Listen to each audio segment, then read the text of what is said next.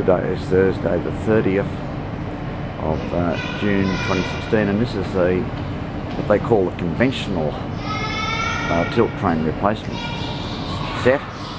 It's consisting of locomotive, power baggage, M-class sleeping car for staff use, and 5 sitting cars. Well, actually there'd be a dining car in here as well, I assume. I'll try and get some photos.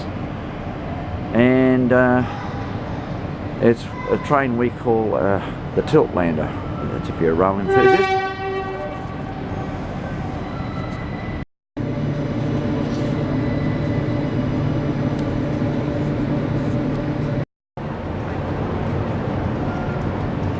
Just had a bit of a look at the sitting car, 2 and 2 seating, and most of them seem to be 2 and 2, I suppose. We'll have a look, and hopefully there'll be a dining car.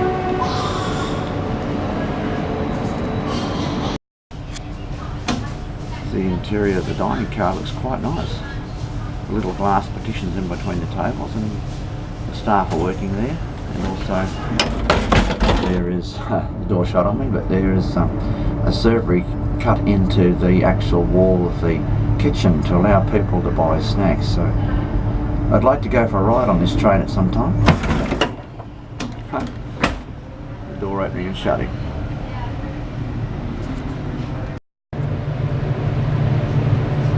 It's one of the cars with the 2 and 1 seating is quite nice. There's only one of these, and the dining car's on the front of the train, which is a bit unusual in my opinion.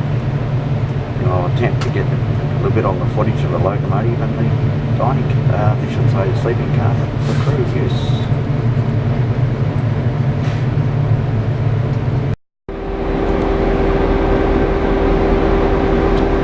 This is a M series twin-end sleeping car being used for staff, which, although they were condemned in 2014 off the Sunlander, they're still in use occasionally on certain trains for staff use. So I guess one of these days they'll co-opt the stainless steel cars for that purpose. I just don't know. There's great risk, by the way, that this Pelagé government here in Queensland might sell all of these stainless steel cars we see here. So one of these days you might be able to ride them in places like Thailand. I'm only guessing on that, guys, but it could happen.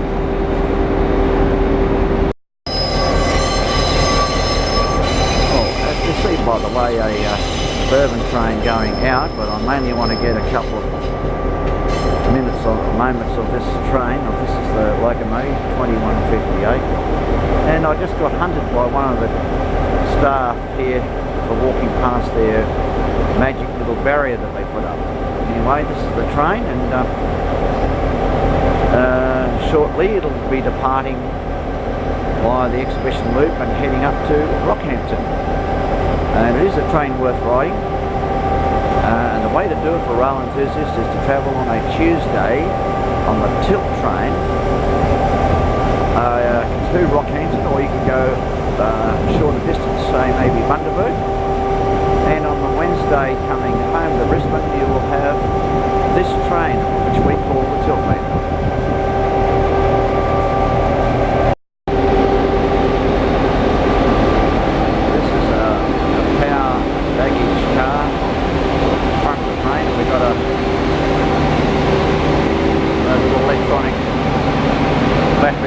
Little tow motor, and these little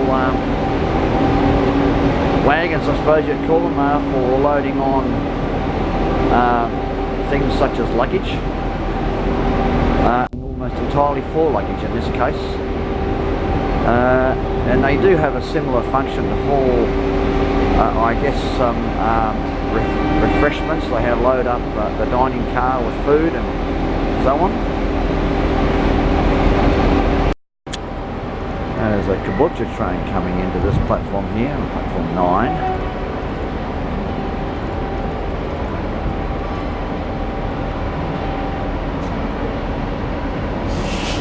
Bowen Hills only, platform 9. No, change it to Bowen Hills, there we go. This train continues on to and terminates at Bowen Hill.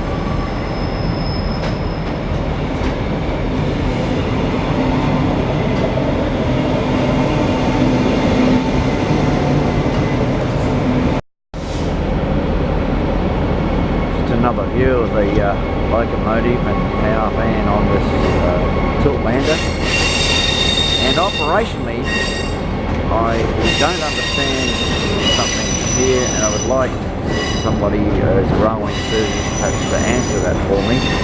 Bit of a view here, we've got a train going out with empty cars.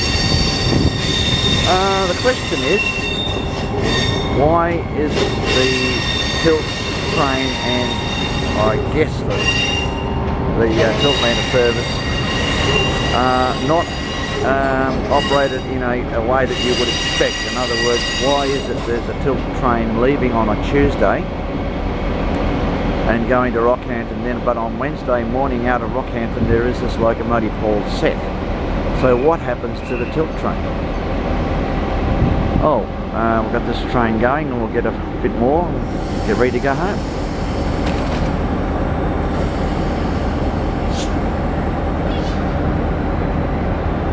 It was to be a Caboolture train, but it's going as far as Bowen Hills.